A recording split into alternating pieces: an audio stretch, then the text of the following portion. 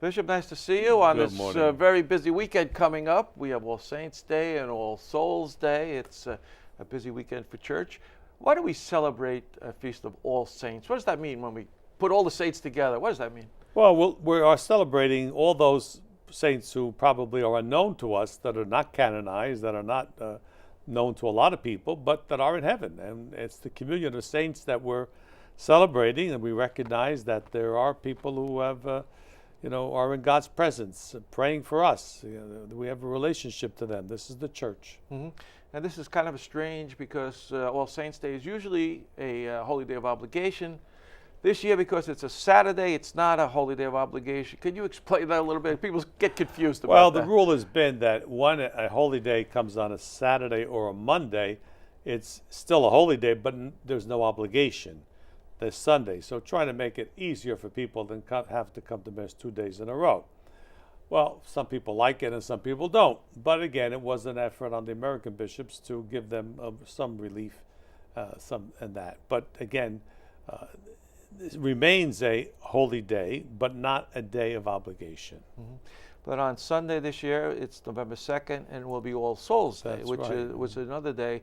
Why is that so special in the church Well, calendar? again, you're celebrating the communion of saints. We recognize that there are those who have not yet gotten to heaven, that are in a place where they're awaiting glory, and we pray for them that they soon can experience God's presence. Mm-hmm. Previous to All Saints Day, of course, we have Halloween. And, yes. there's always a conflict. Does this have Christian roots to it? Does it have pagan roots to it? Do we dress up as saints, ghouls and goblins? How do you look at Halloween?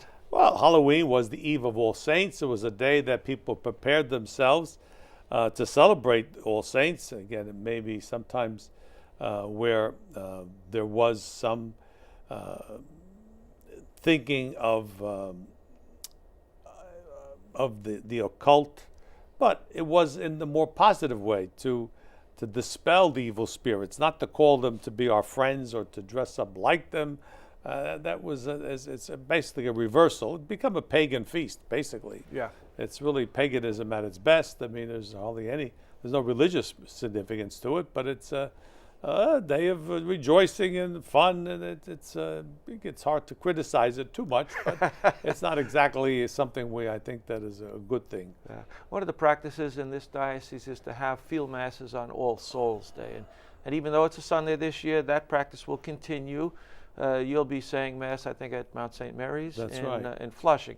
Why do we go through that effort of having these big field of masses? Well, again, I guess people do go to the cemeteries on that day, and having the Mass right there for all the souls in the cemetery is something very nice. People do appreciate it. Usually there's 1,000 people. It's a big tent, and there's a good amount of people that come to these Masses. Yeah.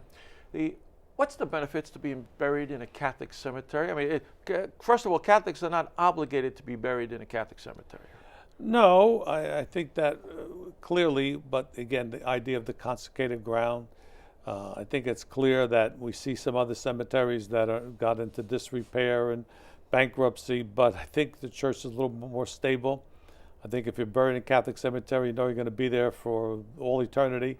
In some way, we're going to be able to take care of it. So I think we have a good record in this country from the beginning that we've taken care of the dead that have been entrusted to our care. Yeah. And of course, today there are certain options that maybe we didn't emphasize in the past. I mean, people are allowed to be cremated these days. We grew up thinking that cremation was not allowed in the Catholic Church. What's the thinking on easing those restrictions on cremations? Well, the cremation, again, the objection came when people were cremated because they did not believe in the resurrection of the dead. This was kind of an affront to our faith. But if people are not doing it for that purpose, there are many countries where cremation is normal. That's the only way that you can get buried. They don't have room for cemeteries, etc. Mm-hmm. So it is allowed. It's not the preferred way, but it is allowed. And we see many people today, because of cost and other issues, cremating their dead. And then again, but the problem is that how do you take care of the cremains? We do have niches in our Catholic cemeteries, that where they can be deposited or they can be buried in graves along with if a person has a grave, that's possible too. So we don't want them spread all over the sea, to the four winds, or sitting on somebody's mantelpiece. Right. Some people do make that mistake. Well, they do make that mistake. Yeah. And the thinking behind that is because of the sacredness of the. Right, the sacredness of the body. You know, that's. Good, Bishop. Thanks so much. Okay, you're welcome.